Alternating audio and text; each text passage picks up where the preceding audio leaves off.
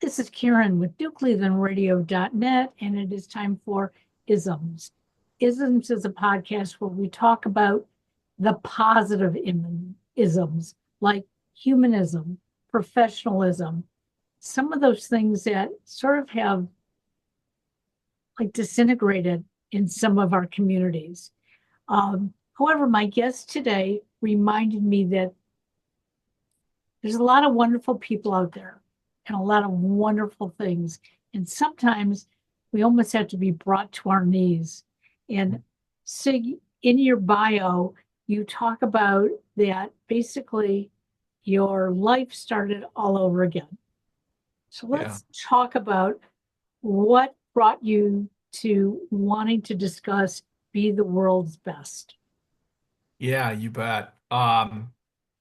I've been very blessed in my life, but I had a recent major event that caused me to rethink things, and I'm really here because of great friends, and I'll tell you about those that helped save my life. I'll start with the big event, August 23rd, 2024.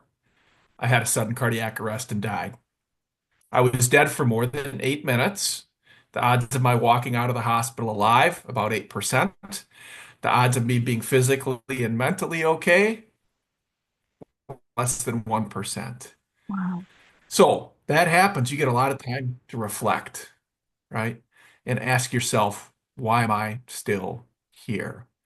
And part of my story, why I'm still here, goes back really to my youth.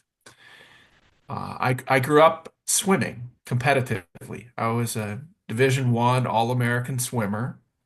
And I would, after my cardiac arrest, learn that part of why I'm still here, the doctors think, is my training in my youth and through college and early life that helped my brain and body deal with a lack of oxygen better than most, Wow. right? Fast forward to 1995. I went to work for a company called General Mills here in Minnesota. You might have had their cereals at some point in your life, Wheaties and Tricks and Cheerios and all those fun cereals. Uh, I was in marketing there. I met some of my friends, world's best friends. We were there for the birth of each other's children. Uh, and I left General Mills in 1998. I went to work for a company called Survival Link. Survival Link is one of the companies that pioneered AEDs, automated external defibrillators, right? You probably have one at your company if you're listening to this. You might have one at your golf course. Airlines. We were one of the first companies, and I was in marketing and business development for them to put defibrillators on airplanes in police cars in 1998. They didn't exist anywhere besides hospitals and ambulances before that. It's the device that wound up saving my life and restarting it. Um, about 2 months before my cardiac arrest, I was fly fishing with my son in Montana. He brought his pastor with him, and his pastor introduced the idea of 4,000 weeks.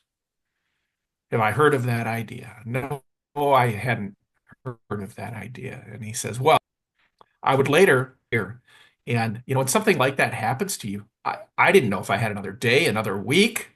My father's 95 and doing fantastic at 95. Actually, he'll be 95 in a week. Um, But you don't know when something like that happens because I just died. So I took it personally to say, you know what?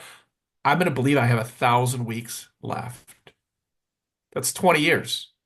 20 years. I'm 59 now. I'll be 79.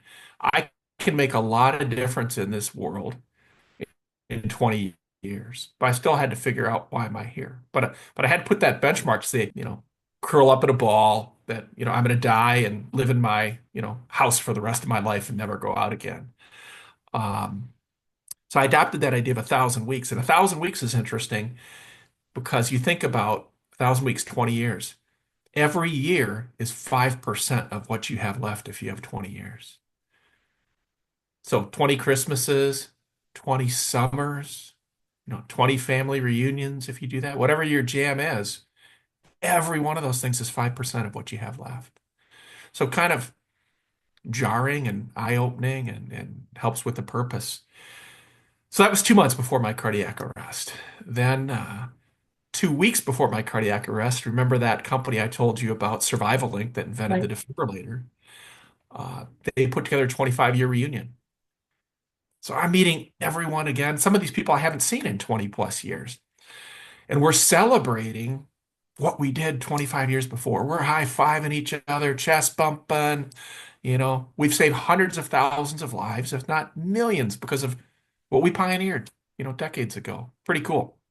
So the big day of my event, I'm with those friends from General Mills. There were 12 of us golfing who I'd met 30 years before. And we're on the golf course. Half of them are semi-retired or retired. Half came in from out of town. The in-town people I see all the time. The out-of-town people, maybe I see them a couple times a year. But they're the kind of people you can show up and you haven't missed a beat. Right. And we're catching up. How are the kids? Who's graduated from college? What are you doing now that you're not working anymore? The normal kind of catching up on stuff. And when it was my turn to share, I said, "Hey, you guys remember when I left General Mills? I went to that AED company, Survival Inc. Pretty cool, right?" And they're all like, "Oh yeah, I remember when you left for that." I said, "Well, if you're not CPR trained, you should get CPR trained. Everybody should. And if you see it happen, do it. Even if you're not trained, do it." I didn't know I was forecasting my future when I said that. I mean, it's kind of, there's an intervention there, right? A friend of mine called it a series of God incidences in my life that aligned to make me still there. But we had a wonderful time golfing. I decided, the golf course, it was kind of in a remote area of the Twin Cities. Golf would not be a good place to have my cardiac arrest, as though I had a choice, right? Uh, that night we were at a barbecue in South St. Paul, same group of people with spouses and significant others. And that's where I had my cardiac arrest. Um, Paul and Kim, who were the hosts, it was their home, wound up giving me CPR. Wow. Yeah. Big part of saving my life. Eventually, the paramedics and police showed up and they had a defibrillator and restarted my heart. So, and there's more to the story, but I'll pause and take a breath there in terms of the origin of where Be the World's Best comes from. But None of us know what the next minute brings, let alone what the next 20 years brings. But that's why I think your message is so important today, because there are so many who are in that hamster cage yeah, and we don't see what's going on around us. We're not preparing for the future. And too many of us have this negative attitude about what's happening around us. yeah, And I know for myself, when I was pushed out of corporate America in 2014, um, boy, I thought I had a black cloud hanging over my head and nothing was going to get rid of it until I woke up one morning and said almost the same thing that you did, but I want to be the best version of myself. yeah, And I'm not that best version today. Okay. right. Yeah, I've got to get out of bed. I got to take my shower. I got to put on my makeup. I got to get dressed. I have to live. And it's a message that we hear a lot, but until somebody has something like a cardiac arrest and we think maybe they're not going to make it, yeah, we don't understand that life is that fragile. yeah, yeah, So in some ways you were very lucky. You were someplace where someone knew CPR. yeah. I know I've taken the training, but I'm terrified to do it. So I don't know what would happen in an emergency. Do it, do it. But Regardless. you had a lot of good people around you Yeah, that did all the right things at the right time. yeah. So now what happens to you? mean, Yeah. obviously you make it through, but how Yeah. easy was that to make it through? Yeah, it was tough, in there. I'm not 100% today, but I'm gonna get back to 100%, no doubt. But physically endurance still building back. But I can do everything in life. I'm playing pickleball again, right? Living a good life. So I found myself in the hospital in ICU, and my good friend Paul went with me to the hospital. And I asked him later why, and he said, "It wasn't your day to die, and I wasn't going to let you die alone. I was going to be there no matter what happened." Pretty cool. Um, the first 2 days in the hospital, I don't remember a single thing, but I was alert and talking, just like we're talking now, right? But anything from those 2 days I learned from my sister, from family, from friends, and my caregivers. So I'll share that with you, but know that I didn't know what was happening at the time. I was what I call unconsciously competent. Um, I'd prefer to be consciously competent, but those were Right. 2 days of being unconsciously competent. I said two things to everyone who came in the room repeatedly. And the first thing was, don't give me clopidogrel. Well, clopidogrel is Plavix. It's a drug they might give you after a heart attack or cardiac arrest, an antiplatelet. I had 10 years before worked at the Mayo Clinic, and we helped start a business that did pharmacogenomic testing. So how does your personal, Karen, Yep. body and genes interact with drugs? And there are a few hundred drugs where you could learn that information. Most drugs you can't, but there's a list. And I had learned that I didn't process Plavix the right way. So if you give me that after a cardiac arrest or heart problem, my odds of having another bad cardiac event increase tremendously. Wow. I'm out of my mind. I don't know what's wrong with me. I'm just messed up. But I told everyone who came in the room, don't give me Plavix. The second thing I said, and this is really where the story came from, everyone who came in that room, I said, you are the world's best. And I said it repeatedly, again and again and again. The phlebotomist came in the room, right, to draw my blood. And I learned these stories again from my sister and other people. The phlebotomist goes to draw my blood. I had a lot of blood drawn while I was in the hospital. It's every hour, 2 hours, they're doing something. And they get it on the first try instead of having to poke me 5 times, etc. And I turned to the phlebotomist and I said, you are so good at that. You are the world's best. I had a friend who I was literally born with come into the room to visit me. And he said, I want to pray with you. Said a prayer with me. After that, I said, you're the world's best. Thank you. Right? There was, if you do CPR the right way, you're probably going to break ribs. And that's, hey, great. Yep. If I'm living, break my ribs. That's fine. And the woman who did the chest compressions on me, it was her husband that gave me mouth to mouth. And I love this part of the story. Again, told to me by others. She told me this later, but she's doing the chest compressions. You know, there's 20 people maybe at this event, all just, I can't even imagine the emotions. They just saw me die in front of them. Right. But they're all pitching in, calling 911, running down the street to get the ambulance to the right place. Awesome. Some people praying there as well. And she's giving me chest compressions. And the Bee Gees, the song "Staying Alive." Yes. Yes. She is singing "Staying Alive," right? And I'd sing it, but I'm not a good singer. But part of the lyrics are, whether you're a brother, whether you're a mother, you're staying alive. And it's the right beat to do CPR to. But I also love that in the face of really a horrible situation, the optimism that brought was pretty cool. There's your ism, optimism Yep. in the face of somebody being dead in front of you. Um, Back to the hospital those first 2 days. Um, take a deep breath, right? It feels so good to take a deep breath. I couldn't take a deep breath because of my ribs. I could take maybe, 10% breath. And this was the first time in my life I couldn't take care of myself. I was this Division I great athlete, leader of teams, took care of my family, and here I was unable to do anything for myself, including getting out of bed initially. So a volunteer came in, and the volunteer knew I had broken my ribs. They gave me this pillow. Oh, there you go. Yes. It's shaped like a heart. And they said, this will help you breathe when your ribs hurt. And they say, give the pillow a hug into your chest as hard as you can when you breathe. It'll make your ribs hurt less.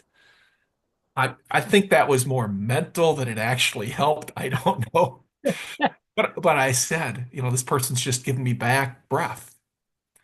I said, you're the world's best. And I could go on with those stories, but I reflected on why the heck did I say this, in the weeks after and month after. And I thought maybe a few reasons why I told people you are the world's best. Um, Again, I couldn't do anything for myself. And I wanted to show my gratitude, and appreciation for people, for what they were doing for me. And saying you are the world's best really is just a way of saying thank you. I appreciate you. You're great. You're fantastic.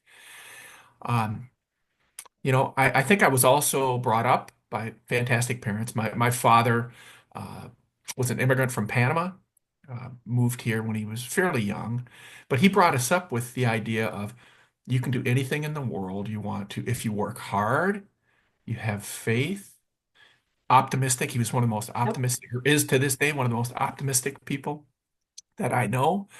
Um, and believe and try, always try, and you can do anything you want.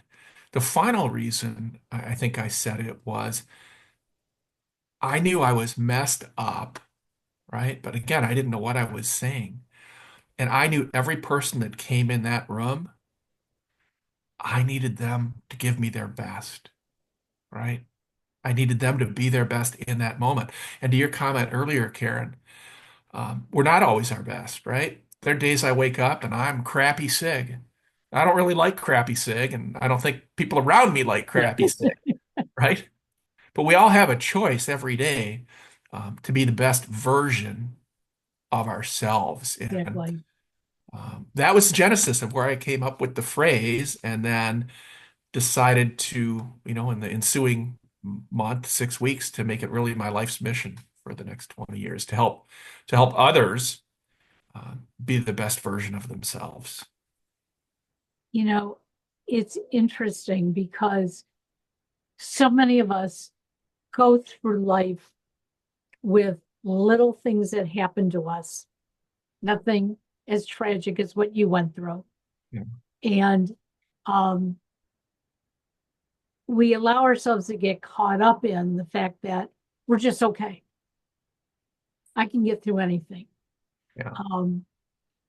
Thank God I did not have cardiac arrest this past December, but on Christmas Eve, as I stood in my hallway talking to my husband, I pivoted on my feet.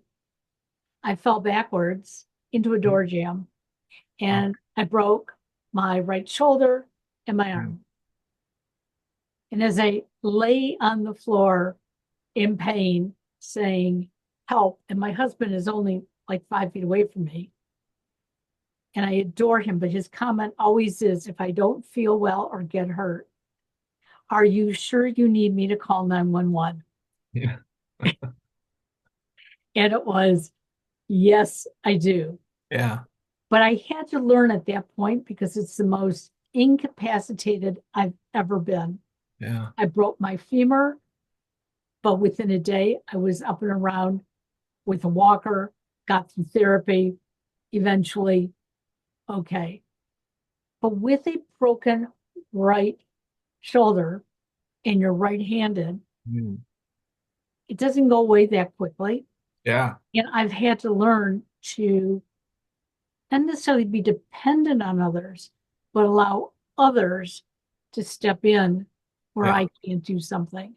Yeah. And it's very difficult for most of us today Yeah. because we've been brought up in a world that says, just go do it. Yeah. You can do it. Yeah. But we have to do it with other people. I don't think any of us can live 100% solely without other individuals in our lives. And Yeah. when I read your bio, not only was it your sister who was supportive, but your sons. Yeah. And Yeah. that has to be difficult for young men looking at their father lying in a bed who he's here, but he's really not here. Yeah. And they see what might be their future. And that's scary. Yeah. So, how did they adapt? It sounds like your sister just got into gear and Yeah. took hold of the reins. Yeah. She's both a saint and a soldier. So my children, my eldest son is now in his second year of medical school. And so for him, he became, a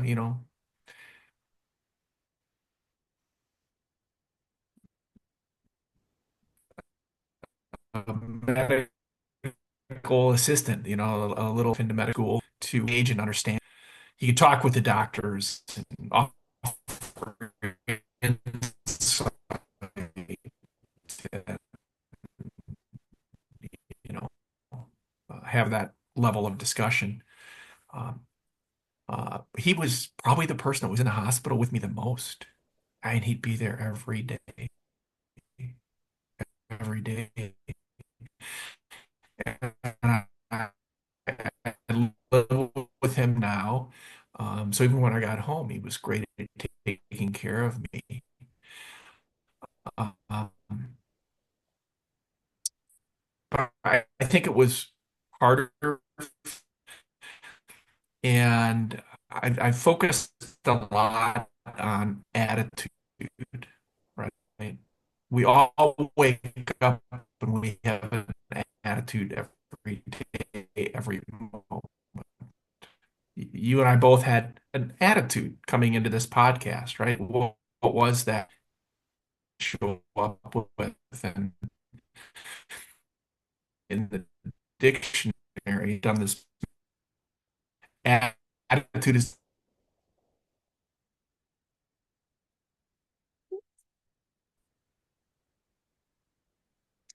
So, we want to tell our audience that we're sorry for any technical issues that we're having.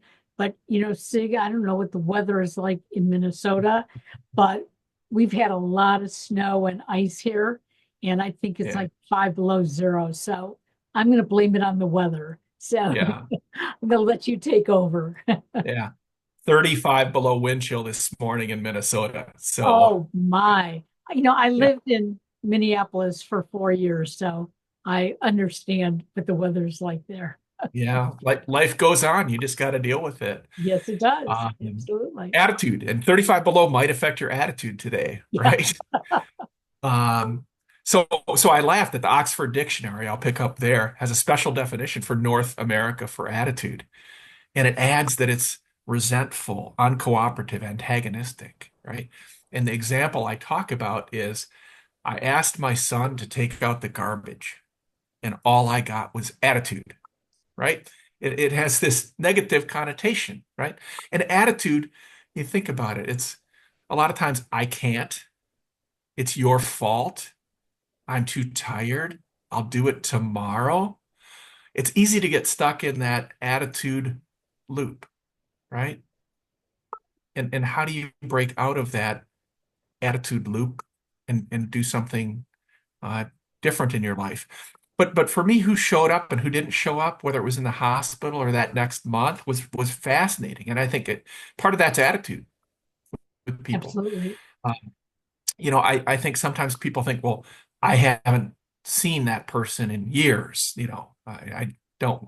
I'd be imposing, right? Or I don't have the time, or maybe they wouldn't want to see me, right? Or they need rest. I shouldn't. And it was interesting both who showed up for me in that hospital and then in the next month made me meals, visited, called, and also who didn't. Just a fascinating thing because all of us deal with grief, with challenges, traumatic events differently, right? Absolutely. And so for me, part of my outtake was I'm going to make a point to help more people and be there in a positive way when somebody does have something happen that's horrible. I last week just recently visited a friend who I hadn't seen in probably 30 years, who'd had a horrible health crisis, been in the hospital for 6 weeks now, and I had just learned about it. Somebody I grew up with but hadn't seen in 30 years. I went and saw them, and I'll do anything I can to help.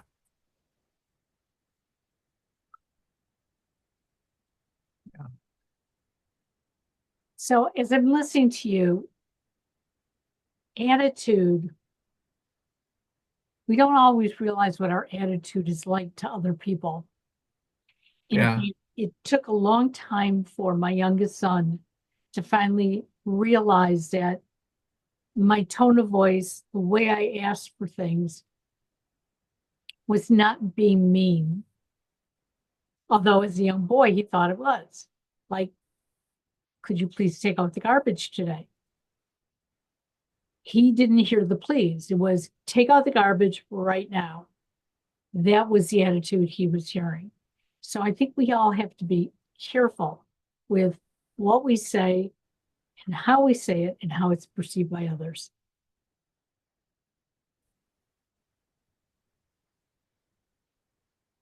And your screen froze up again, Sig. So I'm going to put us on pause one more time. So as many of you have noticed, as you've been either listening to my dialogue with Sig or you've been watching on YouTube, technology has its own problems. And I know I'm grateful for technology because I have that opportunity to have this kind of conversation with Sig. But, you know, having the right attitude is probably the healthiest thing all of us can have as we go through life. yeah, You mentioned it before about grief. We are all going to experience it in some way or another. And you can't get out of life without it. So you've got to take those moments and be grateful for the good that came from all of that. And yeah. we do another show on grief here.